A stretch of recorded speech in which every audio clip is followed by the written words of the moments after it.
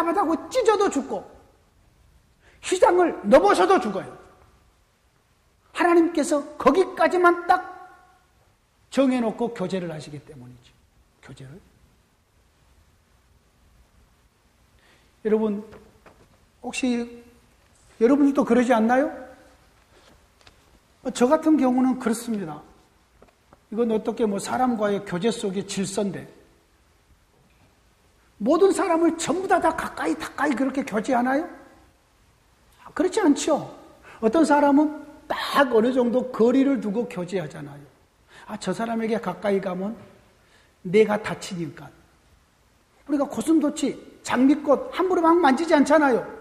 장미꽃은 이쁘지만은, 꽃술은 이렇게 만지지만은 그 가지는 그냥 함부로 안 잡잖아요.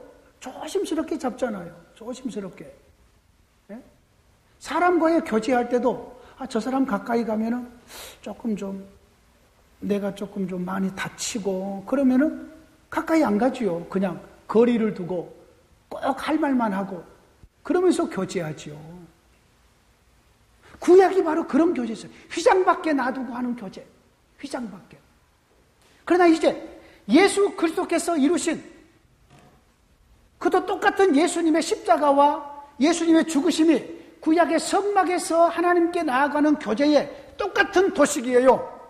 제물이 되시고 대제사장이 제물로 피 흘림을 통해서 백성을 대표해서 하나님 앞에 나아가는 방식이란 말이에요. 똑같은 그림이고 똑같은 방식이에요.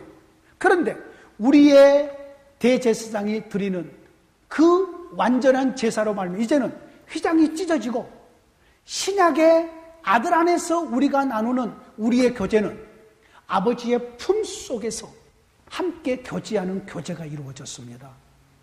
이것이 복음이에요. 복음. 예. 저와 여러분들의 지금 홀로 있어도 아무도 우리를 알아주지 않고 왕따를 시켜도 신약의 하나님의 백성들의 바로 그는 우리 주님의 품, 영광스러운 하늘 성소, 거기에서 우리가 지금 하나님과 우리하고 가리움이 없는, 하나님과 우리하고 가리움이 없어요. 어떤 것이 우리가 가려지나요? 가리워진 게 없어요. 누가 우리를 그리스도의 사랑에서 끊겠습니까? 환난도, 공건도, 박해도, 기근도, 적신도, 위험도, 칼도 어떤 것도 우리 사이를 끊을 수 없어요. 로마서 확신하잖아요. 내가 확신한다. 사방이나 생명이나 천사들이나 권세자들이나 현재이나 장래이나 능력이나 높음이나 기쁨이나 다른 어떤 피조물이라도 우리를 우리 주 예수 그리스도에 있는 하나님의 사랑에서 끊을 수 없느니라.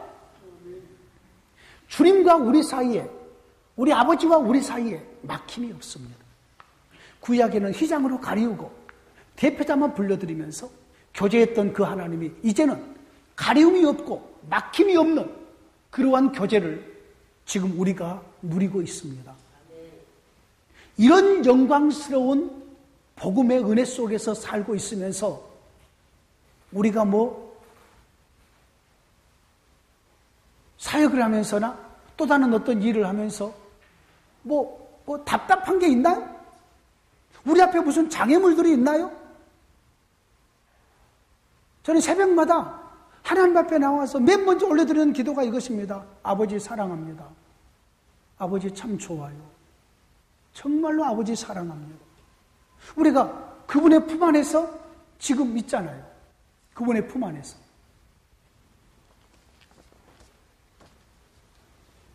대단히 죄송한 얘기입니다만 우리 노예에서 우리 노예 목사님들 다 와 계시니까 그렇지요.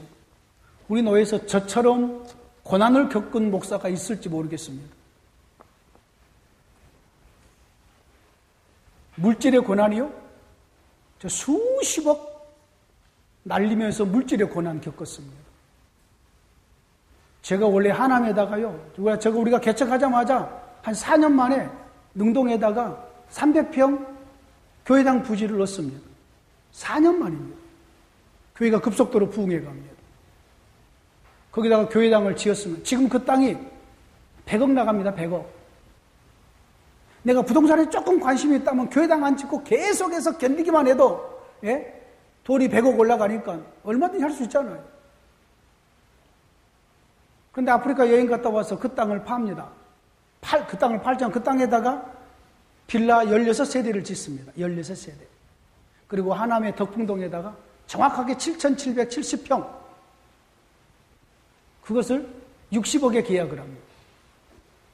여기서 60억이 충분히 나옵니다. 빌라가 아주 컸으니까요. 나머지 우리 땅도 좀 있고 그랬었고. 그랬는데 보기 좋게 사기를 당하지요. 예. 그로 인해서 우리도 한 달에 이자를 한 2천만 원씩 내봤습니다. 아마 그 모든 과정을 옆에 고집사님 전부 다 아시니까, 우리 경찰 집사님, 내가 거짓말 할 수 없죠. 그런 고난을 겪어서 그 고난이 저에게 한 엄청난 고통스러운 과정이었습니다. 땅 잃고 성도들 몇십 명 나가고 그런 과정 속에서 다 회복을 하고, 그러고 나서 나는 이 교회에 내가 올지는 상상도 못했습니다. 다른 건물 알아보러 다닌 사이에 어떻게 이 교회와 연결이 돼서 왔습니다. 와가지고 여기서 제가 당하는 수모는요, 말할 수 없습니다. 어느 정도인 줄 아십니까? 이 새끼 너, 이단 새끼 너 칼로 배때지를 찔러버릴 텐가 나가 이 새끼 하면서 보통 이런 말은 그냥 일반적인 말이었습니다. 재판을 12번 했다니까, 재판을. 노예 목사님 알 겁니다. 지난 9일 날 노예 재판, 마지막 판결 났습니다. 전부 다 기각됐습니다. 다 기각됐습니다. 자, 그러므로 아마 모든 사람들은 다 그렇게 생각하지요. 내가 겪고 있는 것이 가장 큰 문제라고 여길지 모르겠습니다. 그런데 저는 내가 겪는 일들이 그렇게 작은 일들이 아니었습니다. 그런데 우리 젊은 집사님들 전부 다 증인입니다. 우리 민목사도 증인입니다. 그 과정을 겪으면서 우리 교회가 가라앉은 적이 있었던가, 위축된 적이 있었던가, 웃음을 잃은 적이 있었던가, 한 번도 없습니다. 아까도 보셨지만은 6년 동안 매일 전도하고요. 6년 동안 매일입니다. 매일 식당에서 식사를, 점심을 먹습니다. 매일입니다. 공원에서 전도하는 팀은 자기들이 나가서 전도하기 시작을 합니다. 내가 전도하란 말 한마디도 안 했습니다. 교회 앞에 전도팀은 내가 만들었습니다. 젊은 엄마들 전부 다 자원해서 이런 일들을 이루는데, 이렇게 되는 이유가 어디에 있느냐? 하나님의 나라의 복음입니다. 위축되지 않습니다. 끝까지 하나님을 의지하면서 여기까지 오는데 우리 교회 분위기가 엄청 업되어 있습니다. 잔치 분위기입니다. 계속해서 잔치 분위기입니다. 저는 숫자의 마술에 걸리지 않습니다. 몇 명을 늘려야 된다. 우리 교회가 얼마만큼 숫자가 채워져. 나는 거기에 매이지 않습니다. 돈에 매이지 않습니다. 사람의 숫자에 매이지 않습니다. 그냥 하나님을 누립니다. 하나님을 누립니다. 왜? 내 안에 있는 복음이 하나님이 너무 좋아서, 내가 하나님의 품속에 있는데, 내가 하늘나라의 성소에 내가 이렇게 살고 있는데 세상 사람이 누구를 우리를 대적하겠습니까? 할 수 없습니다. 지금 새벽 예배 때 사도행전을 지금 나누고 있는 사도행전 4장 13절 이하를 나누고 있는데요. 거기에 보니까 성령 하나님의 역사는요, 어떤 세력, 어떤 사람도 막을 수 없습니다. 하나님이 하시는 일은 막을 수 없습니다. 또한 하나님이 하시는 일은 항상 담대합니다. 위축되지 않습니다. 왜요? 그것은 전부 다 진실이기 때문에. 위축되지 않습니다. 거기에 그렇게 나옵니다. 하나님의 일은 이렇게 막히지 않습니다. 계속됩니다. 또한 하나님의 일은 담대합니다. 베드로와 요한이 담대하게 하나님의 말씀을 전합니다. 담대합니다. 뿐만 아니라 하나님의 성령이 하는 일은 누구도 흠잡을 수 없도록 완벽합니다. 뿐만 아니라 성령이 하는 일은 거기에 보니까 다른 사람에게 유익함을 줍니다. 유익함. 미문 앞에 있는 안전벨기를 우리 주님께서 이렇게 세우셨잖아요. 베드로 사도와 요한 곁에 미문 앞에서 이렇게 구걸했던 그 안진뱅이가 같이 서 있습니다. 공의원들 앞에서 그 사람이 같이 서 있습니다. 이 사람이 이분들이 예수의 이름으로 나 이렇게 세웠는데, 그러니까 공의원들이 할 말이 없는 거죠. 책 잡을 것이 없는 거죠. 책 잡을 것이. 그러니까 잠깐 나가라고 해놓고 자기들끼리 의논합니다. 우리가 위협을 하고 경고를 해서 예수의 이름으로 말도 하지 말고 가르치지 말라고 말하자. 그렇게 권합니다. 그렇게 말합니다. 경고하고 위협합니다. 그랬더니 베드로가 하는 말이, 하나님 앞에서 생각해봐라. 당신들 말 들은 것이 옳은지 하나님 말씀 듣는 것이 옳은지 판단해라. 우리는 보고 듣는 것을 말하지 않을 수 없다. 나가서 계속해서 예수의 이름으로 말합니다. 지금 우리가 누구의 품 안에 있느냐? 예수의 품 안에, 하나님의 품 안에 있습니다. 이것이 복음이에요. 천하없는 사람들이 전부 다 와도 우리가 어디에 있느냐? 우리가 누구 편에 서 있느냐? 누가 우리를 붙잡고 있느냐? 이것만 분명히 우리가 하고 그분을 의지하고 바라보면은요, no problem. no problem. 문제 없습니다. 이 신목사가 여기서 목회 그만두면은 저가 뭐 하나님 일을 안 할 것 같습니까? 저는 할 일이 태산같이 많습니다. 예? 나는 빨리 목사라는 이거 벗고 다른 일 하면서 복음을 더 전하는 게 더 효과적이라고 생각하는 목사입니다. 목사라는 이것이 때로는요, 거추장스러울 때가 있습니다. 차라리 교수라는 직책을 가지고 복음을 외국에 나가서 복음을 전하면 훨씬 더 능력 있게 전할 수 있습니다. 여러분 그거 아십니까? 우리나라의 선교의 역사는요, 목사라는 직책, 선교사라는 직책으로 외국에 거의 다 나아갑니다. 90% 이상이 나아갑니다. 그런데 우리나라의 외국인 선교사들이 한국에 들어와서 선교를 할 때에, 여러분 놀라지 마십시오. 의사, 교사, 다른 어떤 기능적인 것을 가지고 들어와서 선교하는 사람이 60%가 넘었습니다. 목사라는 직책, 이런 직책을 가지고 온 사람들은 겨우 20몇 %밖에 안 됐어요. 우리나라의 선교 역사, 130년의 선교 역사 속에 진짜로 그랬어요. 앞으로 우리 목회자들이요, 지금부터 은퇴한 다음에 하나님을 위해서 무엇을 할 것인가를 깊이 생각하면서 많은 걸 준비해 가야 된다고 생각합니다. 저는 그게 진짜 은퇴의 준비죠.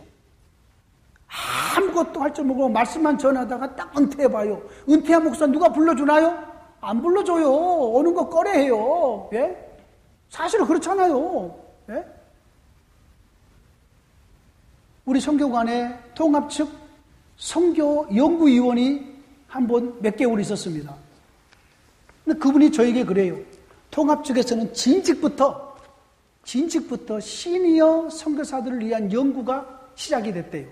시니어 선교사는 어떤 시니어냐면은 한국에서 목회하다가 은퇴하는 목사님들이 선교지에 갔을 때에 어떻게 선교사들과 같이 연합을 해서 아름답게 동역을 할 것인가. 한국의 회사에서나 어떤 근무했던 장로님들, 공무원들이, 장로님들이 은퇴를 하고 나서 한국에 있기 뭐하잖아요. 그러니까 선교지에 가서 어떻게 선교사들과 같이 자기들이 가지고 있는 그런 여러 가지 은사들을 가지고 선교사들과 연합해서 갈등이 없이, 분쟁 없이 선교지에서 하나님 나라 확장해 갈까? 이 연구가 진즉부터 시작이 됐대요.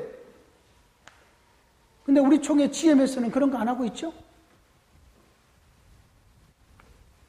우리 노예 총대가 누구신지 모르겠지만 좀 총회 가서 그런 것 좀 건의하시면 좋지 않겠나 싶습니다. 딱 여기 한 분밖에 안 계신 것 같아요, 총대는. 그래요. 여러분, 구약시대 때는 하나님의 백성들이 아무리 하나님을 사랑해도 하나님께서 그 백성들을 휘장 밖에 두시고 교제했어요. 그러니까 목마름이 있어요. 목마름이. 대표자만 하나님 앞에 나아가도 그 대표자조차도 휘장 밖에서 하나님과 교제해요. 1년에 딱 한 번 대속죄일에 7월 10일 대속죄일에 대제사장이 온 백성의 대표에서 하나님 앞에 나갔다가 잠깐 나온 외에는 1년 내내 휘장 밖에서 하나님과 교제하는 것이 옛시대의 성막이라는 그 제도 속에서 하나님이 자기 백성과 교제하는 방식이었어요. 그런데 이제 예수 안에서 우리에게는 하늘 성소에 우리가 들어가 있고 아버지의 품속에 안겨서 우리의 신약시대의 믿음 생활이 이루어지고 있다니까요. 이런 영광스러운 삶을 살고 있는데 몸 좀 아프다고 낙심을 해요? 돈 좀 없다고 해서 낙심을 해요? 어떤 일이 잘 풀리지 않는다고 비참하게 느껴요? 이것은 아직 복음을 알지 못하니까 그렇죠. 어떤 상황 속에 놓여 있다고 할지라도 우리는 아버지의 품속에 있는 영광스러운 하나님의 자녀들이고 복된 하나님의 자녀님을 여러분 믿으시기를 원합니다. 이것이 복음이에요. 복음. 우리는 아버지의 품속에 있어요. 품속에. 이미 부활의 생명이 우리에게 왔기 때문에 누가 우리를 죽이라면 죽이라고 그래요. 예? 죽이라고 그러라고요. 그냥. 그래도 우리에게 부활의 생명으로 우리가 와 있기 때문에 여기 있으나 하늘이 열린 이 시대에 여기에 있으나 그의 낙원에 있으나 큰 차이가 없는 거예요. 예? 우리 교회 권사님이 저에게 안마의자 하나를 선물을 했습니다. 한 300만 원짜리인데 지금은 한 150만 원 간대요. 딱 올라가면은 등도 다다다다다다 발도 쫙 주물러 가는 게 있어요. 자, 이렇게 서 있다가 저녁이면은 거기 가지고 한 30분 딱 안마를 합니다. 자, 여러분이 물어보죠. 여기서 서서 일하는 것이 더 좋겠어요? 올라가서 안마의자에 앉아서 쉬는 게 좋겠어요? 그거죠. 예. 바로 그와 같은 것으로 생각하시면 돼요. 죽음이라는 것이. 그래서 우리는 아버지의 품속에 하늘 성소에 열린 하늘에서 우리는 영광스러운 그런 속에 우리가 새 시대에 우리가 살고 있다. 뿐만 아니라 구약에는 아무리 죽고 들어가도 죽음을 이긴 생명이 아니에요. 그래서 구약의 이스라엘 백성들은 반복해서 하나님 앞에 나아가서 교제를 해도 그들은 죽을까 무서워서 늘 그 앞에서 두려워서 떨었어요. 구약의 백성들은 죽음이 두려워서 떨었어요. 베드로가 예수님을 부인했나요? 죽을까 싶어서요. 그렇죠.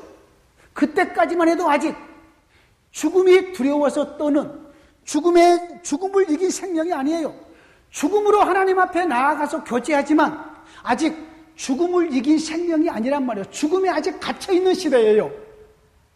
구약시대에 이 성막에서 하나님께서 그의 백성들과 교제를 하지만은 죽음을 통해서 피움을 통해서 하나님 앞에 대표자가 나아가지만 여전히 죽음의 질서 아래서 죽음을 이긴 생명이 아니라고요. 그런데 하나님의 아들 우리의 대제사장이 가지고 오신 우리에게 주어지는 구원은 똑같은 성막의 제도의 그 질서를 따라서 그분이 하나님 앞에 대제사장으로서 온전한 제사를 드리고 나서는 그분이 우리에게 가지고 오신 질서는 죽음을 이긴 질서, 죽음을 완전히 정복하고 끝내버리는 질서, 그런 질서를 우리에게 가지고 오셨다고요. 지금 저와 여러분들의 삶이 죽음을 이긴 질서 속에서 살고 있는 거예요. 죽음을 이긴 질서, 엄청난 질서지. 우리에게 그런 은혜 속에 지금 우리가 새 시대의 질서는 죽음을 이긴 질서예요. 그래서 사도들을 보십시오. 스데반 보십시오. 야고보 사도 보십시오. 죽음이 와요. 괜찮아요. 그냥 또박또박 죽음을 향해서 걸어 들어가 버려요.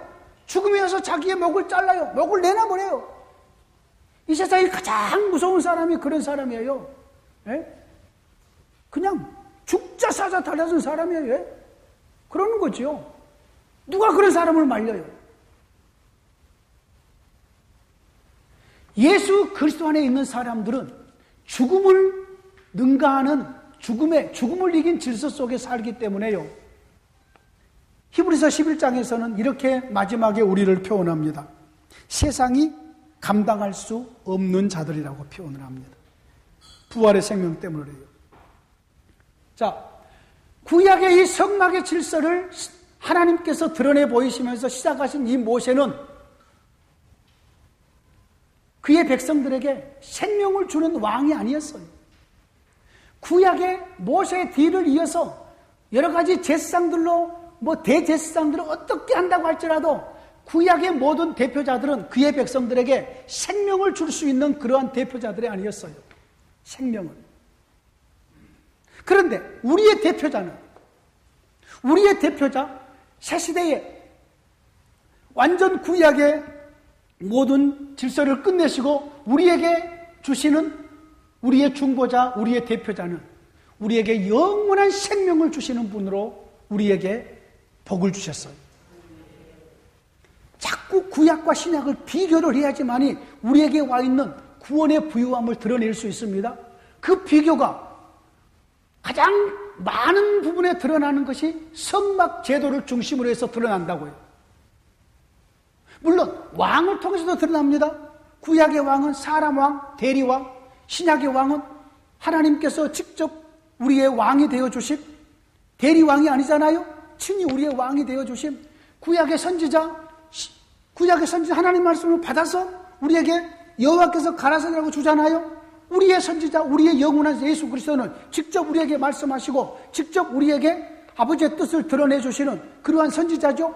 왕과 선지자 이런 부분을 얘기할 수 있지만 가장 핵심적인 것은 성막 제도 속에서 옛 시대의 하나님이 그 백성과 어떻게 교제했는데 그 교제가 아들 안에서 어떻게 우리에게 부유하게 완성이 되어서 생명의 질서로 우리에게 영광스러운 죽음을 이긴 질서로 우리에게 왔는가를 우리가 알고 이 복음을 성도들에게 선포해 줘야지 성도들이 여기서 힘을 얻고 소망을 가질 수 있는 거지요. 뿐만 아니라 구약에는 하나님과 그 백성들이 역사 속에서 동행하는 이 동행에서 이런 이방 백성들에게는 주지 않는 성막의 제도, 이런 제도 속에서 그도 백성과 동행했을지라도 구약의 백성들은 역사 속에서 동행하면서 실패했어요.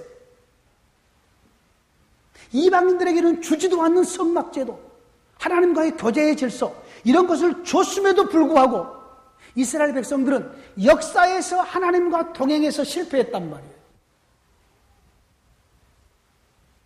그래서 구약의 역사가 실패의 역사라고 그랬죠. 그런데 새 시대에 아들 안에서 우리에게 주어지는 이와 같은 은혜는 실패함이 없어요. 임마누엘로 함께하기 때문에 실패함이 없어요. 여러분 광주 양림교회 여러분 잘 아시죠? 우리 목사님 양림교회 잘 아시죠? 양림교회가 상당히 그런 대로 사이즈 있는 교회입니다.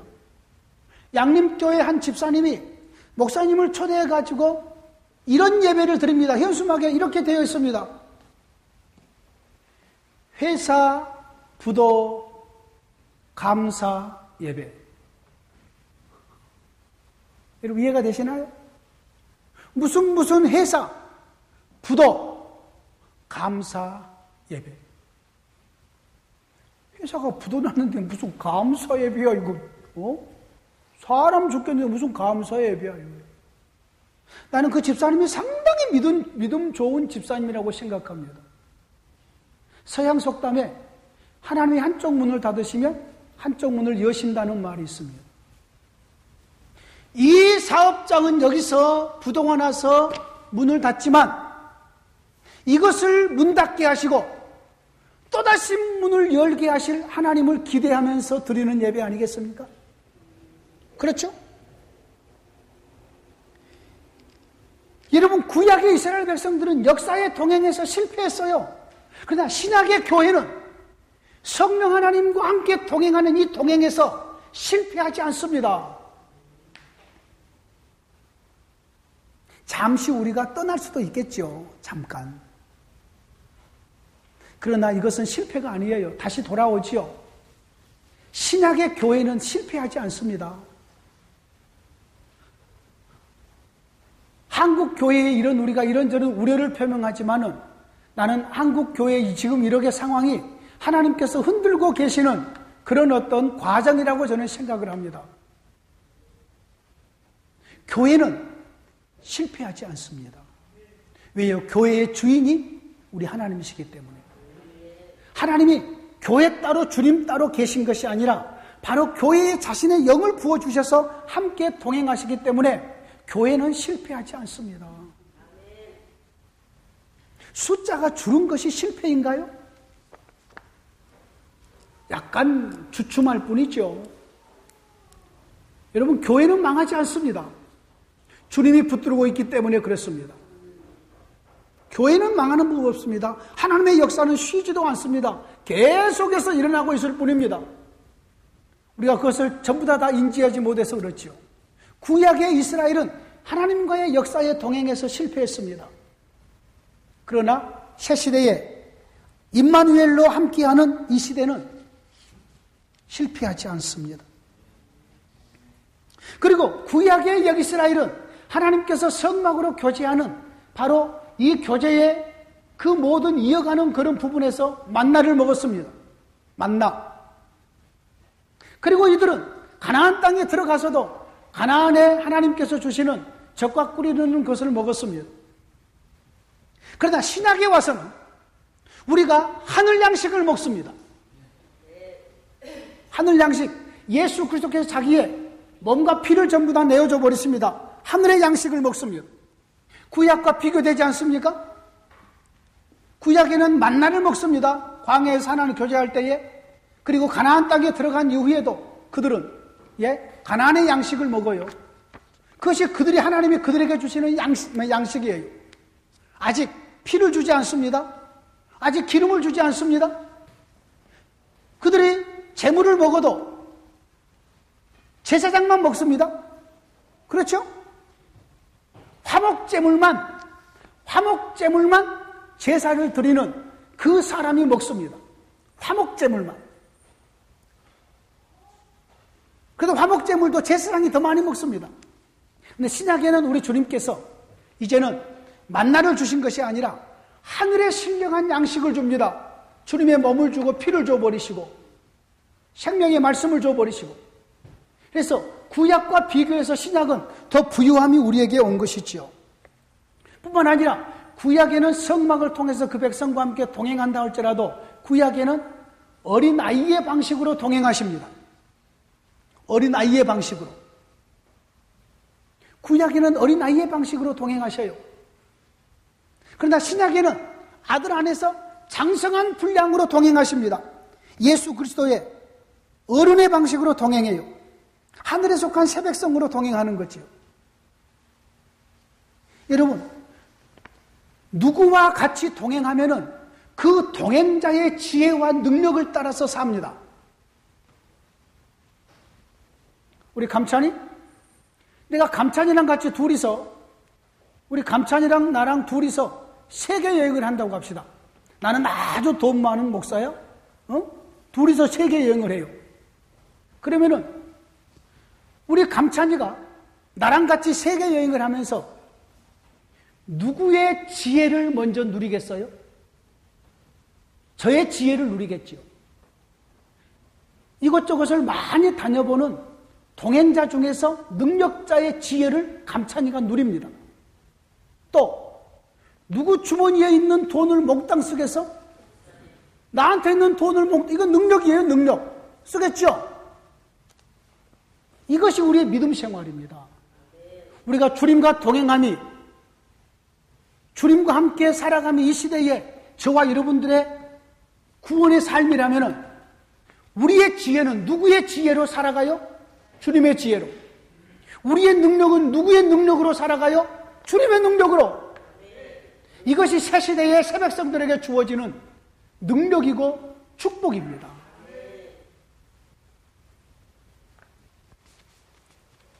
제가 선교사들을 대접하는 이유 중에 하나는요,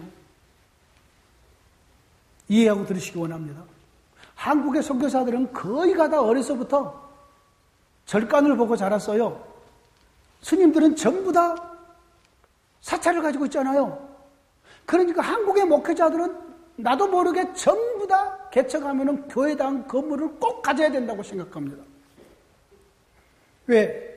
어려서 보니까 중들이 전부 다 사찰을 가지고 있었잖아요. 그렇잖아요. 그리고 어려서 자랄 때 교회들은 전부 다 목사님들이 교회당 있는데 우리가 다녔잖아요. 은연중에 우리 속에 들어있는 거죠. 그래서 한국의 선교사들이 외국에 나가면 거의가 다 95% 이상이 선교센터를 거의가 갔습니다. 자, 우리 교회 선교센터, 우리 교회 선교관에 들어와서 전부 다 6달이고 1년이고 무료로 있습니다. 1달이고 2달이고 1년이고 다 무료로 있습니다. 자, 그러면 여러분의 선교센터가 누구 거요? 내 거요, 내 거. 우리 교회 거예요. 우리 교회 성도가, 우리 선교사님들이 한국에 와가지고 6개월, 1년 동안 무료로 있다가 갔는데, 우리 교회 성도, 그 선교사님은 선교센터에 6개월만 좀 여기 있겠습니다. 그러면 안 돼요, 그럴 거요? 그러면 다음부터 얄짤 없죠? 모든 게 품앗이 아니요, 품앗이? 물론 그것을 목적한 건 아니지만, 가만히 생각해 보니까요, 이게 전부 다 저축하는 거더라고요, 저축. 다 돌아다닐 수도 없지만은요. 근데 가면서 선교사님들이 꼭 한마디 하십니다. 목사님 꼭 한번 저희 선교지 한번 오십시오. 그것이 인사인지 아니면은 그냥 하는 말인지는 모르겠지만은 듣기 싫지는 않아요. 누구랑 함께 동행하면은 능력자, 실력자랑 동행하면은 그 함께 동행하는 동안에 그 실력자의 지혜, 그 능력자의 능력을 우리가 전부 다 함께 누린다는 말이에요. 주님이 우리의 주님 되시고 주님과 함께 교제하며 살아가는 새시대의 새백성들의 삶은 바로 그리스도의 지혜와 그리스도의 능력으로 우리의 삶을 사는 거요. 구약에는 하나님의 여기 이스라엘 백성들이 모세와 함께 동행하기 때문에 모세의 지혜, 모세의 능력으로 살아요. 하나님이 모세를 통해서 드러내는 것밖에 맛보지 못해요. 사실이잖아요. 하나님이 다윗을 통해서 드러내는 그것밖에 맛을 보지 못해요. 하나님이 솔로몬을 통해서 드러내는 그 지혜의 수준밖에 지혜를 몰라요. 그런데 이제 솔로몬보다 더 크신 분, 다윗을 왕으로 세우신 분, 모세를 이스라엘 지도로 세우신 그 하나님이 우리 가운데 오셨기 때문에 오늘날 우리의 지혜는 예수님의 지혜고 우리의 능력은 예수님의 능력인 줄로 믿습니다. 사도들이 그랬어요. 예수님의 능력과 예수님의 지혜로 예수님의 이름의 권세로 귀신을 쫓아내고 예수님의 이름으로 안진병을 이렇게 세우고 전부 다 자기들 경건과 능력으로 했나요? 아니에요, 아니에요. 베드로가 분명히 얘기해요. 어찌하여 우리를 주목하느냐? 우리의 경건과 능력으로 이 사람을 일으킨 것처럼 왜 우리를 주목하느냐? 우리 아니다. 예수 그리스도다. 라고 예수님을 소개한다고요. 이스라엘 백성들은 옛 시대에 하나님과의 동행에서 실패했지만 새 시대의 우리들은 우리 주님과의 동행에서 신약의 교회는 실패하는 법이 없습니다. 구약의 모세는 그리고 여호수아는 하나님의 백성들을 겨우 인도해봤자 가나안 땅에밖에 인도 못했습니다. 그랬죠? 또 다른 곳으로 인도한 것이 있나요? 구약의 못본 지도자도 그 백성들을 이끌어갈 때 가나안 땅밖에 인도하지 못했습니다. 아브라함도 가나안 땅 소망했고 이삭도 야곱도 가나안 땅 소망했고 요셉도 가나안 땅 소망했고 모세도 가나안 땅 소망, 여호수아도 가나안 땅, 전부 가나안 땅밖에 인도 못했습니다. 그런데 우리 주 예수 그리스도는 우리를 하늘 성소로 인도합니다. 할렐루야. 하늘 성소로 우리를 인도하십니다. 이미 인도하셨고요. 이미 인도하십니다. 하나님의 하늘 보좌로 우리를 인도하십니다. 아까도 잠깐 했던 거 빠졌는데 아론이 하나님의 백성들을 대표해가지고 나아가는 것이 지성소에 잠깐 들어갔다 나오지만 우리는 우리 하나님, 우리 주님께서 우리를 아버지의 품에까지 우리를 인도해 가신다.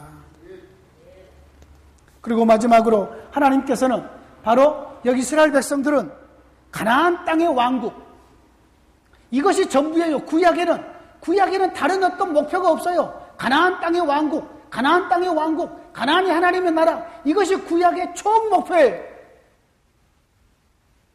어떤 왕도 가나안 땅에서의 왕이에요. 어떤 대제사장도 가나안 땅에서 하나님을 섬기는 그 대제사장이에요. 근데 우리의 왕, 우리 주 예수 그리스도는 우리를 우주적인 왕국, 하나님 보좌 우편으로 우리를 이끌어 가시는 거지요. 하나님 보좌 우편으로. 뿐만 아니라 구약의 하나님의 백성들은 율법을 전부 지킨다고 해도 의로움을 얻지를 못합니다. 의로움을. 그래서 사도행전 13장 39절에 이렇게 말합니다. 모세의 율법으로는 의롭다 하심을 얻지 못했다. 예수 안에서 의롭다 하심을 얻었다라고 말합니다. 여러분, 성경에서 의롭다는 단어가 나오면은 항상 어떤 그림을 떠올리냐면은 하나님과 함께 한 상에 앉아서 식사를 나누는 그와 같은 것을 떠올리면 되고요. 하나님 앞에 서서 하나님을 봉사할 수 있는 자격을 얻음을 떠올리면 됩니다. 이것이 의로움입니다.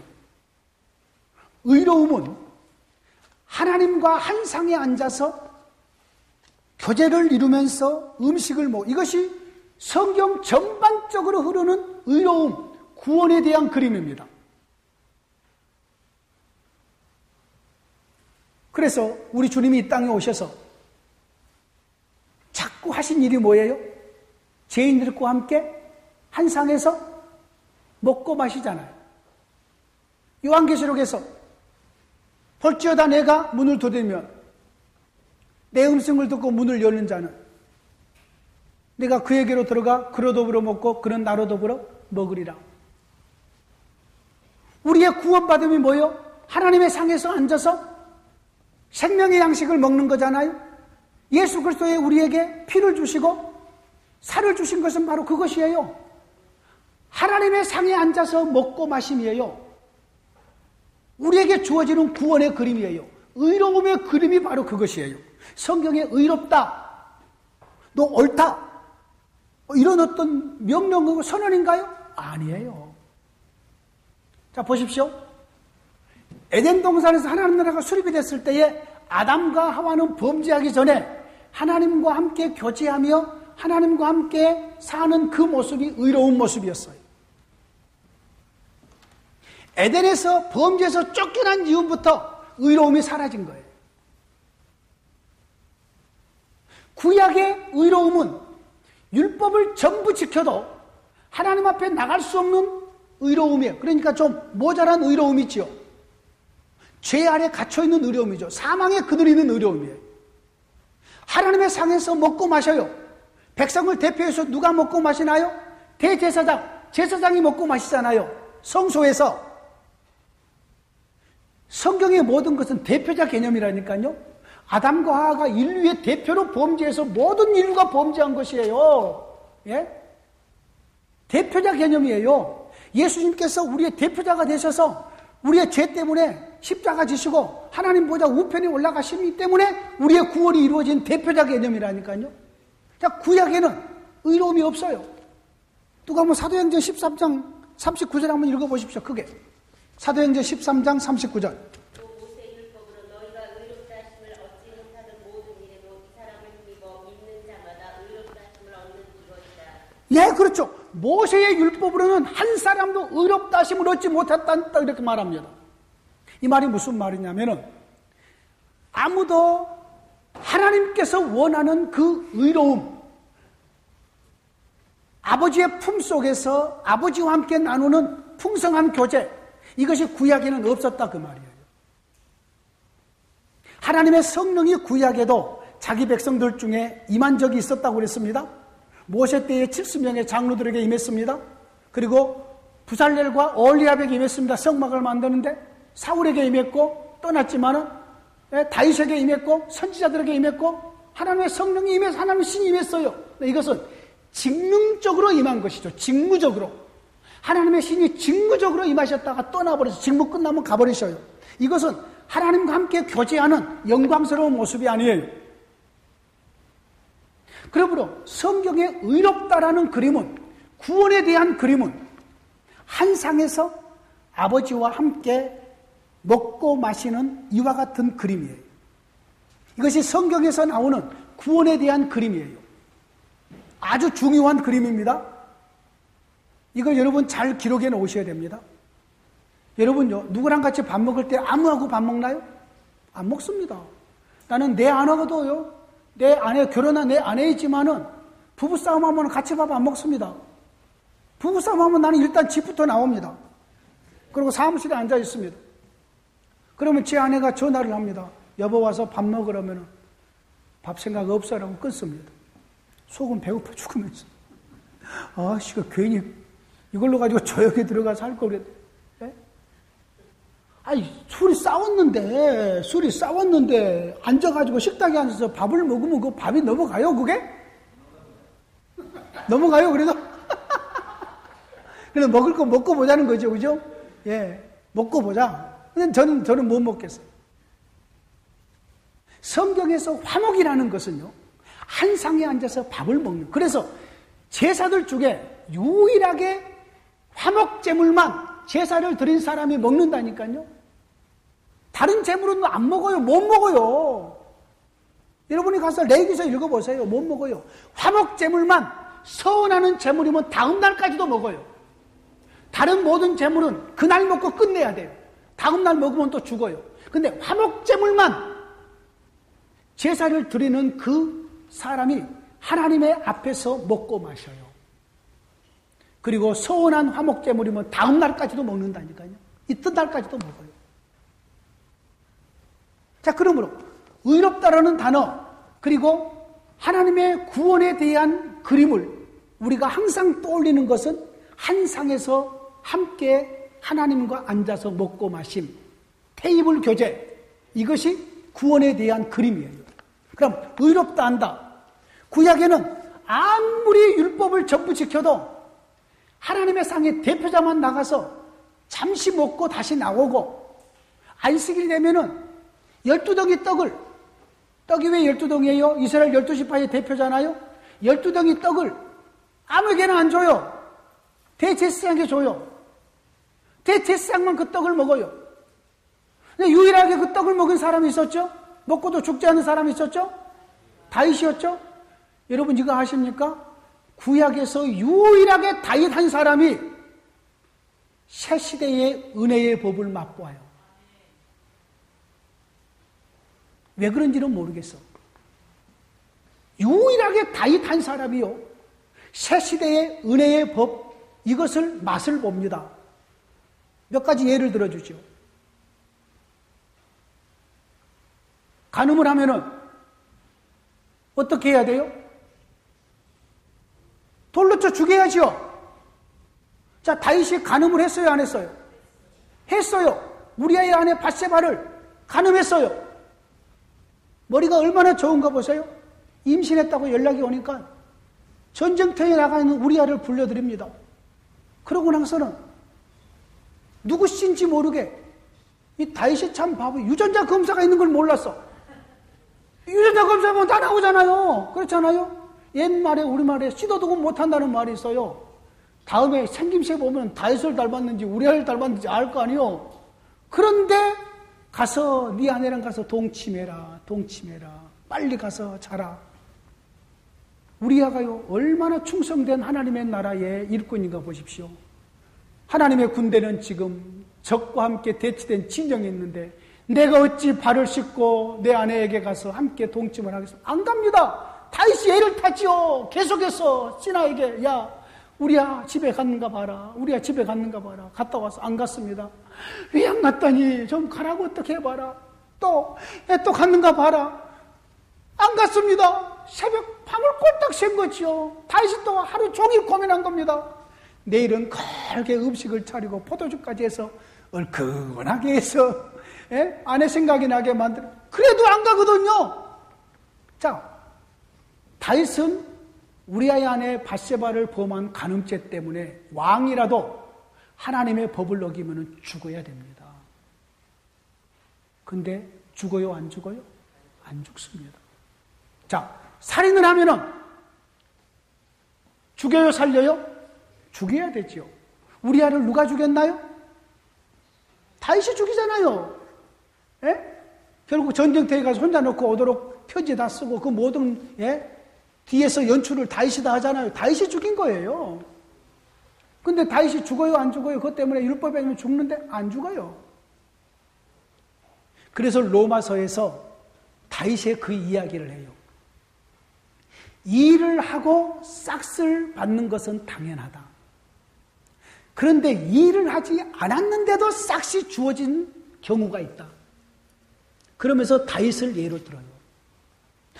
구약에서, 구속사에서, 구약에서 유일하게 구약의 모세 제도 아래서 살고 있는 하나님의 백성들 중에 새 시대의 은혜의 법을 맛보고 적용되고 체험한 사람은 다윗입니다.